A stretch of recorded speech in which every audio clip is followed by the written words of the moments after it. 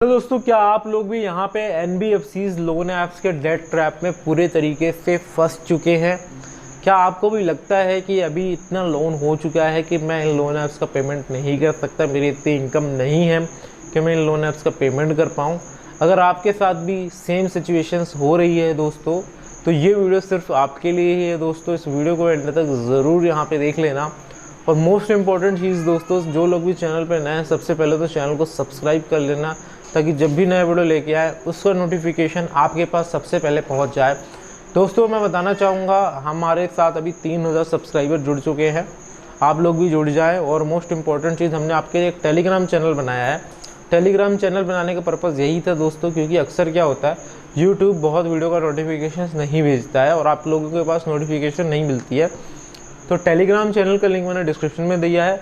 अभी जाके आप हमारे दूसरे प्लेटफॉर्म से ज्वाइन जरूर कर लें, बिकॉज बहुत सारे, अगर हम किसी भी लोन है उसके खिलाफ वीडियो भी बनाते हैं ना, तो बहुत ज़्यादा अभी देखा जा रहा है कि कंपनियां स्ट्राइक दे रही हैं। तो इससे बचने के लिए हमारी जो ऑडियंस है एक दूसरे प्लेटफॉर्म पे भी होना चाहिए। तो इसीलिए यहाँ पे अभी के अभी टेलीग्राम चैनल को सब्सक्राइब कर ले जा करके। और अगर आपको टेलीग्राम का लिंक ओपन नहीं होता तो आप टेलीग्राम पे जाएँ और सर्च करें फाइनेंस वाला ऑफिशियल।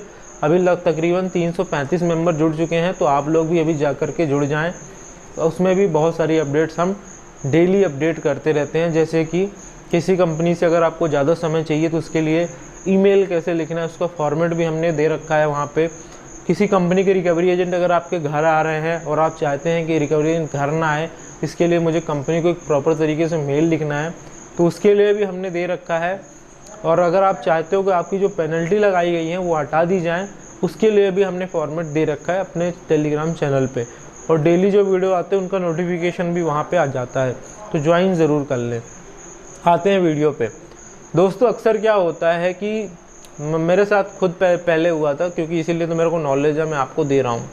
क्या होता है दोस्तों कि जब आप किसी भी लोन ऐप से लोन लेते हैं, मान लो आपने 10,000 रुपये का लोन लिया, ठीक है, तो अक्सर क्या देखा गया है दोस्तों कि 2,000 रुपये तो ये लोग चार्जेस के नाम पे काट लेते हैं, प्रोसेसिंग फ़ी और इंटरेस्ट रेट, इस तरीके के चार्जेस होते हैं।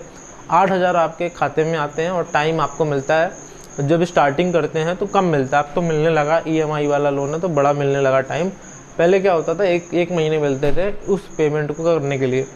अब बंदा खुद जो प्रॉब्लम में है, जिसके पास मनी नहीं है, वो 1 महीने में कहाँ रिपेमेंट करेगा। दूसरी चीज़, जहाँ पे उसको करना चाहिए 10,000 के लोन में उसको 9,500 मिलना चाहिए था, वहाँ पे वो लोग 8,000 देते हैं। 2,000 रुपये तो ये ऐसे ही खा जाते हैं दोस्तों। फिर बंदा क्या करता है कि वो सोचता है कि मैं किसी दूसरे ऐप से लेके पे कर दूँ, बिकॉज हमारे कोई फ्रेंड रिलेटिव्स तो हेल्प उस टाइम पे करते नहीं है।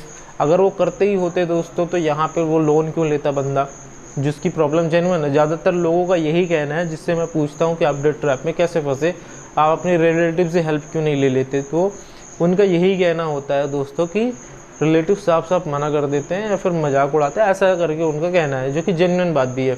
तो फिर वो बंदा क्या करता है, दूसरी ऐप से ट्राई करता है, दूसरी ऐप से पेमेंट करके वो बच जाता है कुछ समय के लिए, लगता है कि अभी थोड़ा सा रिलैक्स मिला, बट वो इस तरह धीरे धीरे एक डेट ट्रैप में फंसता जाता है। फिर दूसरी ऐप का पेमेंट करने के लिए तीसरी ऐप से लेता है। इस तरह क्या होता है, जब वो 3-4 ऐप से लोन लेता है दोस्तों, तो यहाँ पे ये समझ लो कि इनके जो चार्जेस हो जाते हैं ना, चार्जेस काफ़ी ज़्यादा हो जाते हैं, क्योंकि लोन ऐप्स का धंधा ही है लोगों को लूटने का। क्योंकि बहुत सारी लोन ऐप्स तो ऐसी हैं जो दोस्तों 70-80% APR लगाती है। APR मतलब साल के जितने चार्जेस होते हैं ना, अगर उनको कैलकुलेट किया जाए तो लोन अमाउंट का 70 से 80% तो ये लोग APR लगा देंगे, ठीक है। तो इस तरह के बंदा यहाँ पे कैसे लोन चुका पाए, इस तरह ना चाहते हुए भी एक बंदा डेट ट्रैप में फंस जाता है। अब इनमें से जो कंपनियाँ होती हैं, NBFC कंपनियाँ होती हैं, पहली चीज़ तो मैं क्लियरली बता दूँ आपको, लीगली ऐसे कुछ नहीं करती हैं।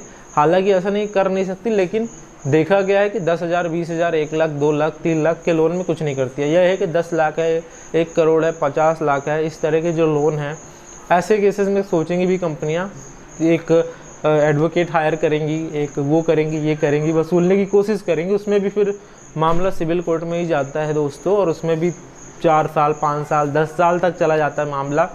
तो कोर्ट, उनको खुद पता है कि यहाँ पे मेरा इस तरीके से तो रिकवर होने वाला नहीं है, तो रिक्वेस्ट करती है कंपनी किसी भी तरह से कितना भी पे कर दो।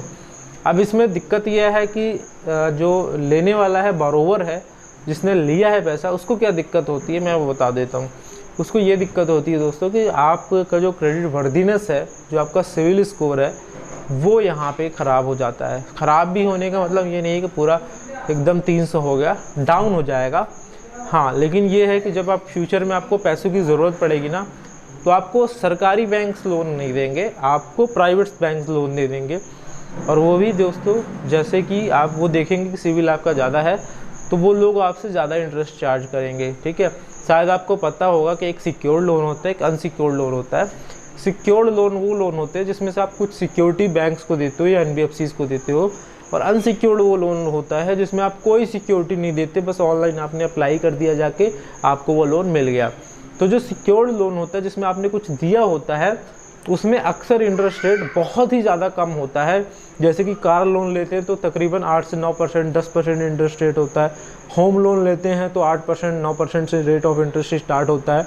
वहीं पे जब हम पर्सनल लोन लेने जाते हैं दोस्तों, तो वो इंटरेस्ट 13-14% से स्टार्ट होता है। रीज़न बहुत सिंपल है इसका, क्योंकि जो सिक्योर्ड लोन होता है उसमें कंपनी को यहाँ पे लगता है, ब्राइटनेस थोड़ा ज़्यादा है, हाँ, तो इसमें कंपनी को क्या लगता है भाई कि सिक्योर्ड लोन है, हमारे पास सिक्योरिटीज़ की रखी है। जैसे कार उसने लिया तो कार के पेपर्स है, घर उसने लिया तो घर के पेपर्स है। अगर ये बंदा डिफ़ॉल्ट करता है, ये बंदा लेट करता है, तो इसकी जितनी भी चीज़ें रखी हैं उसको हम सेल कर देंगे। ठीक है, वो पहले ही ले लेती है लोन देने से पहले। दूसरा, जिसने अनसिक्योर्ड लोन लिया होता है उसकी कोई सिक्योरिटी तो होती नहीं है, उसका नाम ही है अनसिक्योर्ड, मतलब कोई सिक्योर्ड ही नहीं है। तो ऐसे केसेस में लोन इनके इंटरेस्ट ज़्यादा होते हैं।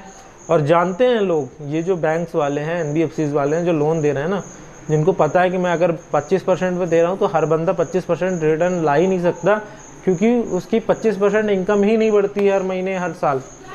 आप खुद बताओ मुझे कि आपकी हर साल इनकम, अगर आप एक जॉब कर रहे हो, क्या आपकी इनकम 20% बढ़ती है हर साल?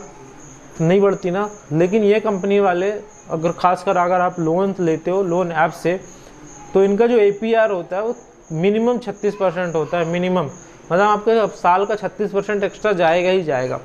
ठीक है, तो इसीलिए दोस्तों मैं हमेशा कहता हूँ आपको कि लोन को जो एक ट्रैप है, इससे बचने के लिए आप सेव करो, SIP करो। जब तक आप SIP करना नहीं सीखोगे, जब तक सेव करना नहीं सीखोगे, तब तक फाइनेंशियली आप डेट ट्रैप में रहोगे। रही बात अगर फंस चुके निकलना है, कोई इशू नहीं है इसमें। आपका सिविल कुछ पॉइंट ज़रूर कम हो सकता है, जो मैं तरीका बताने वाला हूँ उस तरीक़ों को ध्यान रखना। तरीका क्या है दोस्तों कि अगर आपने 4-5 ऐप हो चुकी हैं अभी आपकी करंट में, अगर आपकी 1-2 ऐप हैं तो आप कहीं ना कहीं से मैनेज करके कुछ ना कुछ EMI देते रहो। लेकिन अगर आपकी 4 से 5 ऐप हैं, 6 ऐप हैं, उससे आपने लोन लिया है, काफ़ी लोन है, EMI अलग अलग है दोस्तों, तो ऐसे केसेस में क्या कर सकते हो, इस मंथ में आप एक ऐप का EMI पे करो, अगले मंथ में 1 से 2 ऐप का EMI पे करो, और उसके पहले जो EMI पे किया था पिछले मंथ में, उसका आप अगले मंथ में पे करना। मेरे कहने का ओवरऑल मतलब है कि अल्टरनेट मंथ्स में आप पे कर सकते हो। हाँ, कोई जो एक पर्टिकुलर EMI है उसमें 3 महीने की गैप मत करना, इससे क्या होगा कि आप डिफ़ॉल्टर नहीं होगे। ठीक है, तो इस तरीके से करके पे कर सकते हो। और पहले उस लोन को ख़त्म जल्दी करने की कोशिश करो जिसका इंटरेस्ट रेट काफ़ी ज़्यादा है, फिर उसको सेलेक्ट करो जिसका इंटरेस्ट रेट कम है। तो धीरे धीरे करो ऐसा।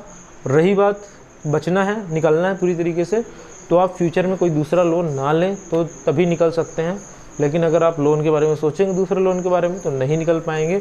हाँ, अगर आप निकलना चाहते हैं तो आप ये कर दें, ज़्यादातर आप मतलब थोड़ा दिन के लिए डिफ़ॉल्टर हो जाएंगे, कोई इशू नहीं है।